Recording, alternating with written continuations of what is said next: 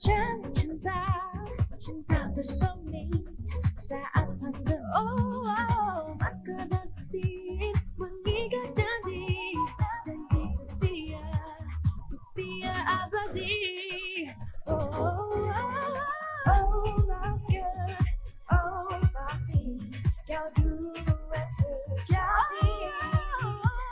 Ayo masker, ayo vaksin, tiada yang dapat merenggut sehatmu. Masker, vaksin, kau duet sejati. Ayo masker, ayo vaksin, tiada yang dapat merenggut sehatmu.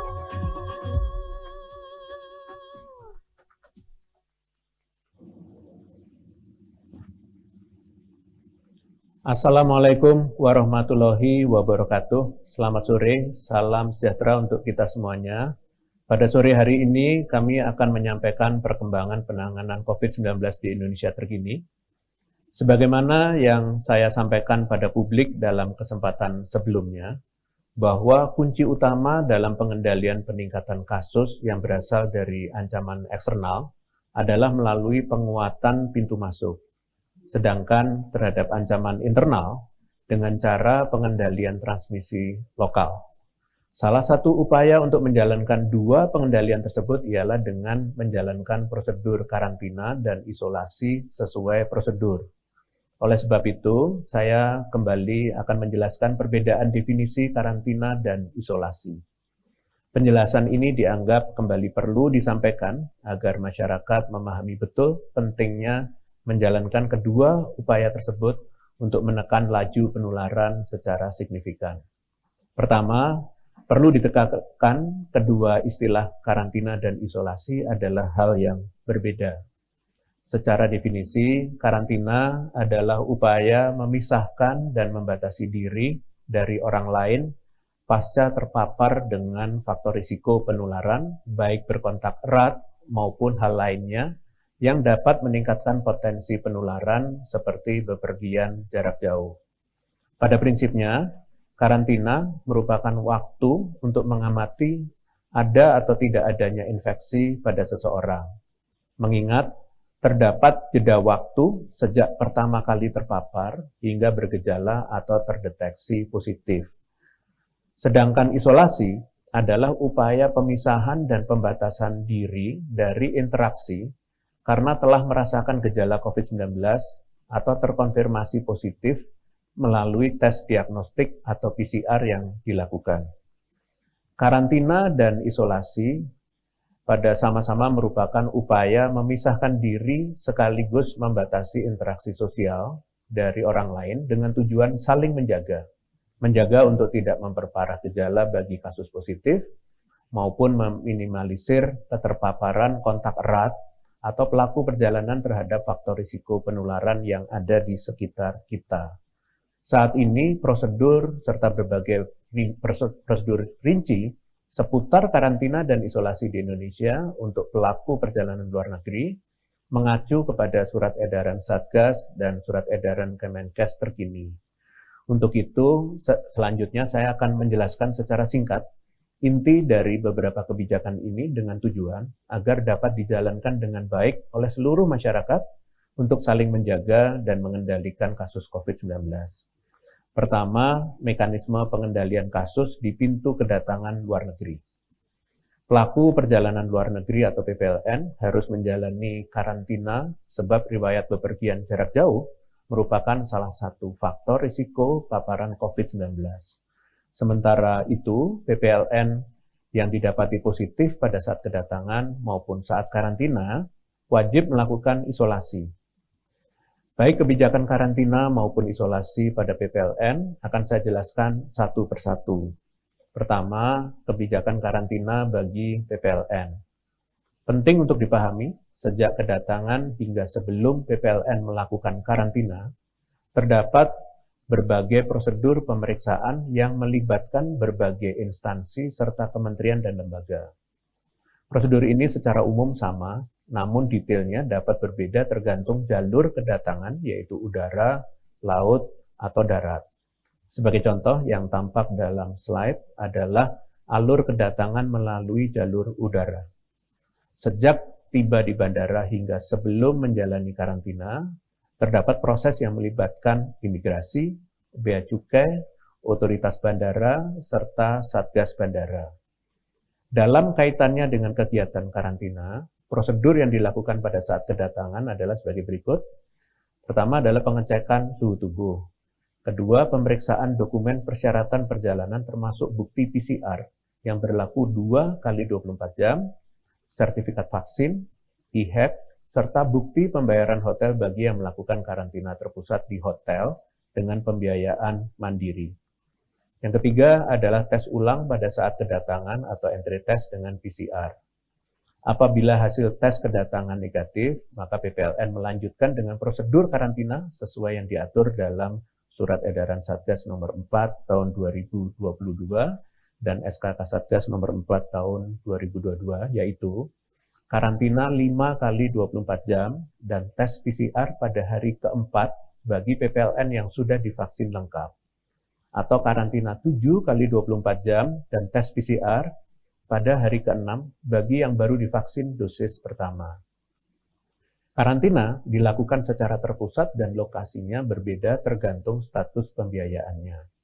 Bagi PPLN yang biaya karantinanya ditanggung pemerintah, yaitu pekerja migran Indonesia, pelajar, pegawai pemerintah dengan tugas dinas, serta perwakilan Indonesia pada ajang internasional, karantina dilakukan pada fasilitas karantina milik pemerintah, diantaranya Rusun Pasar Rumput, Rusun Nagrak, dan Rusun Dan Mogot.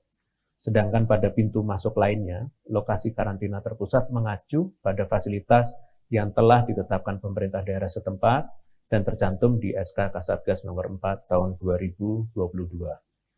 PPLN dalam kategori ini dapat pula mengajukan karantina dengan biaya sendiri apabila tidak bersedia di karantina pada lokasi yang telah disediakan oleh pemerintah. Sementara bagi PPLN yang biaya karantinanya ditanggung sendiri, yaitu bagi WNI di luar yang telah disebutkan, dan bagi WNA, karantina dilakukan di hotel karantina yang saat ini berjumlah 130 hotel. Daftar hotel beserta daftar biaya hotel karantina ini telah ditetapkan oleh Perhimpunan Hotel dan Restoran Indonesia atau PHRI dan dapat diakses pada laman quarantinehotelsjakarta.com dan quarantinehotelsurabaya.com. Saat ini telah disiapkan pula beberapa lokasi tambahan untuk antisipasi keperluan umroh berkaitan dengan permohonan tes pembanding karantina, baik pada saat tes kedatangan dan tes pada hari keempat atau keenam masa karantina, dapat dilakukan pada laboratorium yang telah ditunjuk oleh pemerintah, yaitu Balitbangkes, RSCM, RSPAD, Rumah Sakit Polri, dan laboratorium pemerintah lainnya yang sudah ditunjuk Kementerian Kesehatan. Perlu menjadi perhatian untuk lab-lab rujukan agar kembali meningkatkan upaya kalibrasi sering supaya permintaan peningkatan testing oleh masyarakat ini untuk menjaga kualitas testing yang valid dan akurat. Masyarakat pun juga dihimbau memilih laboratorium rujukan yang terpercaya. Sebagai tambahan, kemunculan hasil positif pada saat kedatangan di pintu kedatangan adalah hal yang dapat terjadi, mengingat terdapat jeda waktu antara waktu sejak seseorang terpapar hingga dapat terdeteksi positif. Hal ini justru dapat menunjukkan sistem karantina dan deteksi yang baik, karena dapat mencegah lolosnya orang positif ke masyarakat. Terakhir, masa karantina dinyatakan berakhir apabila tes PCR pada akhir masa karantina hasilnya negatif dan dibuktikan dengan surat keterangan yang dikeluarkan oleh KKP Kementerian Kesehatan dengan persetujuan dan Satgas, karantina repatriasi, serta petugas rumah sakit rujukan atau tempat isolasi. Kedua, kebijakan isolasi bagi PPLN. Jika hasil pada saat tes kedatangan positif atau PPLN didapati positif selama masa karantina, maka PPLN diwajibkan untuk menjalani prosedur isolasi selama 10 hari dengan ketentuan sesuai yang diatur dalam Surat Edaran Menteri Kesehatan nomor HK 0107/Menkes/4641/2022 dan nomor HK 0201 2022. Sebagai informasi, untuk di wilayah DKI Jakarta, PPLN akan dipindahkan pada fasilitas isolasi terpusat tergantung keparahan gejala masing-masing individu sebagai berikut. Bagi PPLN terkonfirmasi positif tanpa gejala atau OTG di Wisma Atlet Pademangan dan Rusun Penggilingan. Sedangkan bagi PPLN dengan gejala ringan dan sedang di RSDC Wisma Atlet Kemayoran. Sedangkan bagi PPLN dengan gejala sedang dan berat di rumah sakit rujukan yang ditetapkan, sedangkan pada pintu masuk lainnya, lokasi isolasi mengacu pada fasilitas yang telah ditetapkan pemerintah daerah setempat. Pembiayaan kewajiban isolasi bagi PPLN warga negara Indonesia pada lokasi-lokasi yang telah disebutkan di atas ditanggung oleh pemerintah. Sementara itu, bagi WNA dan WNI yang membayar mandiri, disediakan pula fasilitas isolasi terpusat di hotel-hotel yang telah ditetapkan oleh PHRI. Menutup penjelasan terkait karantina dan isolasi bagi PPLN, saya ingin menekankan kembali bahwa kebijakan karantina ini dilakukan semata-mata untuk menjamin keamanan seluruh masyarakat Indonesia, dan dalam hal ini pemerintah terus mendengarkan aduan masyarakat, serta secara aktif melakukan monitoring dan evaluasi atas setiap tahap pelaksanaannya. Masyarakat dan media dapat terus memantau pelaksanaan karantina ini dan dapat melaporkan segala bentuk kecurangan dan kekurangan yang terjadi. Pemerintah akan menindaklanjuti dan menindak tegas oknum yang terbukti melakukan kecurangan dan membahayakan keselamatan bersama. Penting untuk diketahui, kebijakan ini merupakan kebijakan yang kompleks dengan alur yang cukup panjang, sehingga perlu melibatkan berbagai instansi serta kementerian lembaga sesuai dengan tugas dan fungsinya masing-masing. Seperti sejak awal kedatangan, sebelum dapat diserahkan kepada tanggung jawabnya pada Satgas, terdapat otoritas bandara di bawah Kementerian Perhubungan yang memastikan keamanan penerbangan. Kemudian dari sisi administrasi, ada pula pihak imigrasi dan bea cukai. Dalam hal ini pelaksanaan karantina, ada pihak TNI dan Kementerian Kesehatan untuk memastikan karantina berjalan baik dari awal hingga akhir. Sedangkan pihak Polri, Kementerian Kesehatan, Laboratorium hingga PHRI, dan pihak transportasi. Dengan kondisi demikian, tidak dapat dipungkiri terdapat beberapa celah kecurangan yang saat ini telah diidentifikasi dan ditindaklanjuti. Sekali lagi, kebijakan ini dibuat semata-mata untuk melindungi keselamatan kita bersama. Oleh sebab itu, saya harap seluruh pihak, baik petugas karantina maupun pelaku perjalanan, untuk disiplin menjalankan kebijakan karantina, serta segera melaporkan celah kecurangan yang ada, bukan justru memanfaatkan celah kecurangan ini untuk kepentingan pribadi. Kedua, mekanisme pengendalian kasus di komunitas. Untuk itu, saya akan menjelaskan ketentuan isolasi bagi masyarakat yang terkonfirmasi positif. Ketentuan isolasi ini berbeda-beda tergantung keparahan gejala yang terjadi pada masing-masing individu.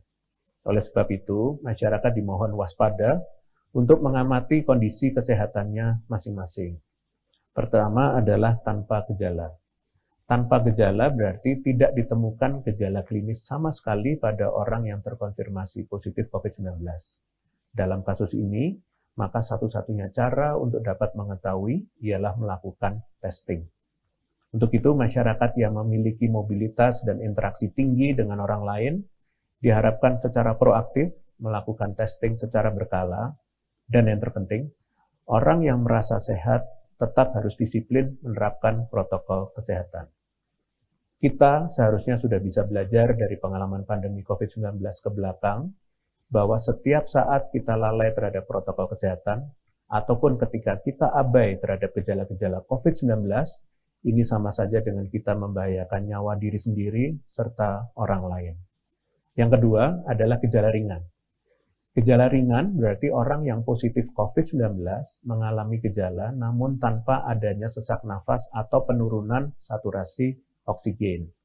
Biasanya pasien gejala ringan dapat mengalami salah satu atau lebih dari gejala-gejala berikut, yaitu demam, batuk, kelelahan, nyeri otot, sakit kepala, diare, mual, muntah, tidak mampu mencium bau, serta lidah tidak mampu merasakan makanan. Untuk orang-orang yang terkonfirmasi positif tanpa gejala dan orang dengan gejala ringan, wajib melakukan isolasi. Isolasi ini dapat dilakukan di kediaman masing-masing atau disebut isolasi mandiri. Isolasi mandiri dapat dilakukan jika semua syarat terpenuhi, yaitu usia kurang dari 45 tahun, tidak memiliki komorbid atau penyakit penyerta, tempat isomannya memiliki kamar terpisah dan ada kamar mandi di tempat isoman, serta beberapa syarat tambahan dari Surat Edaran Kementerian Kesehatan terbaru, yaitu dapat mengakses telemedicine atau layanan kesehatan lainnya, kemudian juga berkomitmen untuk tetap diisolasi sebelum diizinkan keluar, dan dapat menggunakan pulse oximetry atau alat pengukur saturasi oksigen. Jika orang yang positif tanpa gejala dan orang dengan gejala ringan tidak memenuhi salah satu saja dari syarat tersebut, maka perlu melakukan isolasi di tempat isolasi terpusat yang tersedia di wilayah tempat tinggal. Di saat yang bersamaan, pemerintah pusat telah mendorong pemerintah daerah untuk kembali mengaktifkan fasilitas isolasi terpusat yang telah disediakan saat gelombang kasus COVID-19 lalu terjadi sebagai bentuk upaya antisipasi jika permintaan semakin banyak yang bermitra dengan pemerintah di tingkat kabupaten kota sampai ke aparat di tingkat desa, RW, dan RT. Terutama bagi provinsi penyumbang terbesar kasus nasional, mohon agar segera mempersiapkan fasilitas isolasi terpusat agar kapasitas kesehatan jangan sampai penuh dan menimbulkan korban jiwa. Sedangkan khusus untuk orang-orang yang positif dan berusia lebih dari 45 tahun, maka perlu dirujuk ke rumah sakit untuk pemeriksaan lanjutan. Selanjutnya dokter penanggung jawab pelayanan atau DPJP lah yang akan menentukan apakah orang tersebut perlu dirawat di rumah sakit atau dapat melakukan isolasi di tempat isolasi terpusat. Bagi yang layak untuk melakukan isolasi mandiri, kembali saya sampaikan bahwa pemerintah menyediakan bantuan layanan telemedicine yang melingkupi layanan konsultasi dan penebusan obat gratis sesuai gejala yang dikeluhkan, yang dapat diakses pada laman isoman.kemkes.go.id. Petugas puskesmas akan melakukan pemantauan secara berkala kepada pasien yang melakukan isolasi mandiri maupun di tempat isolasi terpusat. Apabila pasien mengalami perburukan gejala, maka akan dirujuk oleh petugas puskesmas ke rumah sakit rujukan. Selanjutnya, derajat gejala yang ketiga adalah gejala sedang. Orang yang bergejala sedang mengalami gejala yang disertai sesak nafas dan nafas cepat. Namun, saturasi oksigennya masih berada di atas 93%. Yang keempat adalah gejala berat. Pada gejala berat, orang yang terkonfirmasi positif mengalami sesak nafas, nafas cepat, dan ditambah minimal salah satu dari gejala berikut, yaitu frekuensi nafas lebih dari 30 kali per menit, kemudian gangguan pernafasan berat, dan saturasi oksigen kurang dari 93%. Untuk orang dengan gejala sedang dan berat, maka perlu dirujuk oleh petugas puskesmas setempat ke rumah sakit rujukan. Dokter penanggung jawab akan menentukan apakah perlu dirawat di ruang isolasi atau ruang ICU. Namun, apabila ternyata pasien yang dirujuk termasuk ke dalam kategori gejala ringan, pihak rumah sakit berhak merujuk balik pasien ke puskesmas dengan memastikan pasien tersebut mendapatkan perawatan COVID-19 yang baik di tempat isolasi terpusat maupun isolasi mandiri. Jika pasien telah selesai perawatan di rumah sakit, maka rumah sakit akan melakukan rujuk balik pasien ke puskesmas setempat. Pasca perawatan, pasien berhak menerima pemantauan dari petugas puskesmas selama 7 hari berturut-turut. Selama pemantauan, penting untuk melaporkan secara berkala hasil pengukuran tekanan darah, suhu, laju nadi, laju pernafasan, serta saturasi oksigen. Seseorang dinyatakan dapat menyelesaikan isolasi jika bagi yang tidak bergejala atau OTG melakukan isolasi mandiri setidaknya 10 hari. Bagi yang bergejala, melakukan minimal 10 hari isolasi sejak diperiksa dengan alat uji diagnostik, ditambah dengan sekurang-kurangnya 3 hari bebas gejala demam dan gangguan pernafasan. Apabila terdapat gejala setelah hari ke-10, maka isolasi mandiri masih tetap dilanjutkan sampai dengan hilangnya gejala tersebut ditambah 3 hari. Sebagai penutup, Saya akan menjelaskan beberapa update kebijakan yang tengah dilakukan pemerintah. Pertanggal 2 Februari lalu, Menteri Pendidikan, Kebudayaan, Riset, dan Teknologi mengeluarkan Surat Edaran Nomor 2 Tahun 2022 terkait diskresi pelaksanaan keputusan bersama 4 menteri terkait pelaksanaan pembelajaran di masa pandemi, yaitu menetapkan pembelajaran tatap muka atau PTM terbatas dapat dilaksanakan dengan jumlah peserta didik 50% dari kapasitas ruang kelas pada satuan pendidikan yang berada di kabupaten kota dengan PPKM level 2. Pelaksanaan PTM terbatas pada satuan pendidikan yang berada di kabupaten kota dengan PPKM level 1, level 3, dan level 4 tetap mengikuti ketentuan dalam keputusan bersama 4 menteri, yaitu level 1, di mana PTM dilakukan dengan jumlah peserta didik 100% dari kapasitas ruang kelas dengan maksimal durasi 6 jam. Level 3, di mana PTM dengan jumlah peserta didik 50% dari kapasitas ruang kelas dengan maksimal durasi 4 jam. Level 4, di mana PTM tidak diberlakukan. Kembali lagi, dipilihnya metode tatap muka atau jarak jauh menimbang perizinan dari orang tua atau wali masing-masing peserta didik. Selain itu, kembali kami ingatkan bahwa pemerintah daerah harus tetap melakukan pengawasan dan memberikan pembinaan terhadap penyelenggaraan PTM terbatas, baik terkait penerapan protokol kesehatan maupun penyelenggaraan survei perilaku kepatuhan terhadap protokol kesehatan dan surveillance epidemiologi di satuan pendidikan tersebut. Sekian konferensi pers hari ini, saya lanjutkan dengan sesi tanya-jawab media. Terima kasih.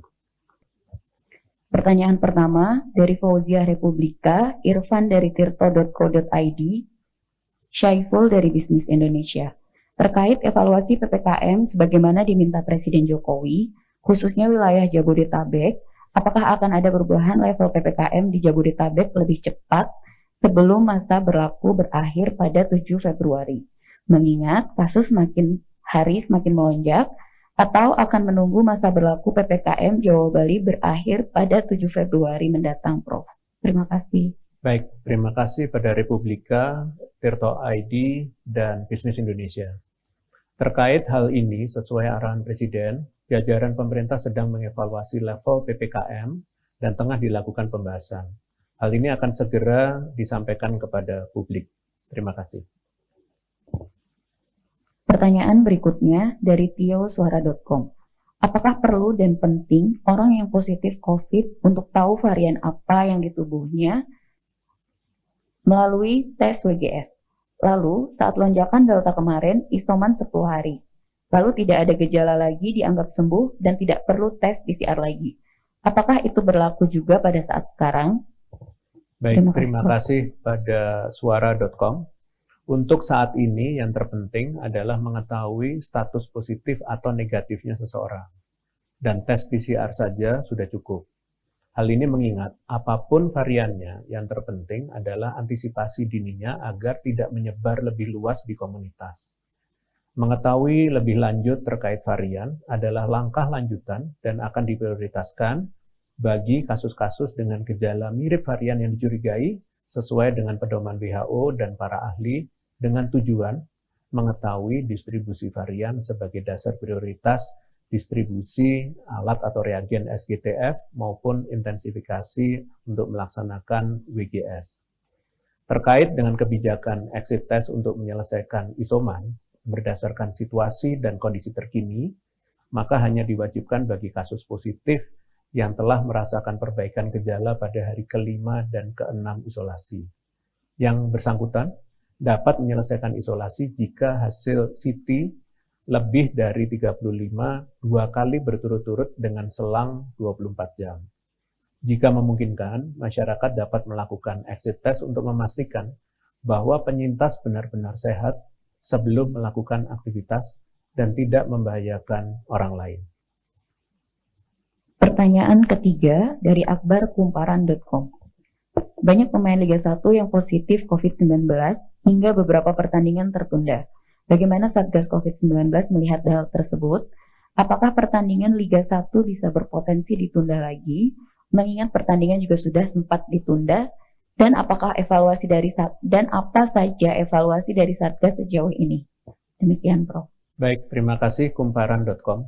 Pemerintah terus memonitor perkembangan kasus positif sebelum, saat, dan pasca sebuah kegiatan besar diperbolehkan untuk operasional sebagai bentuk pertanggungjawaban selama pandemi COVID-19 masih berlaku.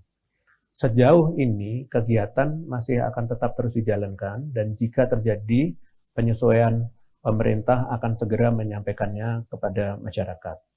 Kami mohon kepada pemerintah daerah Bali dan penyelenggara Liga untuk bersama-sama menjaga implementasi kegiatan yang aman COVID-19. Terima kasih. Pertanyaan terakhir dari Titin Supriyatin Merdeka.com. Berdasarkan hasil evaluasi Satgas dengan Polri dan pengelola bandara, ada beberapa titik blind spot karantina di bandara. Apakah titik tersebut sudah ditutup? Baik, terima kasih Merdeka.com. Saat ini berbagai temuan kecurangan oleh beberapa oknum di lapangan sedang ditindaklanjuti oleh Polri dan ditambahkan pengawasan di titik-titik tersebut. Satgas pun bersama berbagai otoritas yang menangani proses kedatangan pelaku perjalanan sampai dengan proses karantina telah melakukan evaluasi bersama untuk perbaikan sistem monitoring secara berkelanjutan. Demikian, terima kasih atas perhatian media. Selamat sore. Wassalamualaikum warahmatullahi wabarakatuh.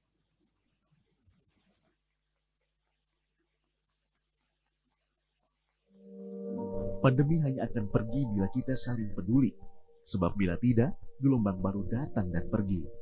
Berani mengingatkan orang lain untuk lindungi diri, saling jaga, mau menerima dan rela memberi.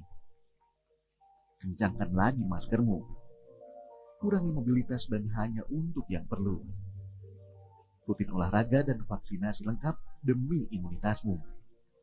Kita percaya, kita pasti bisa.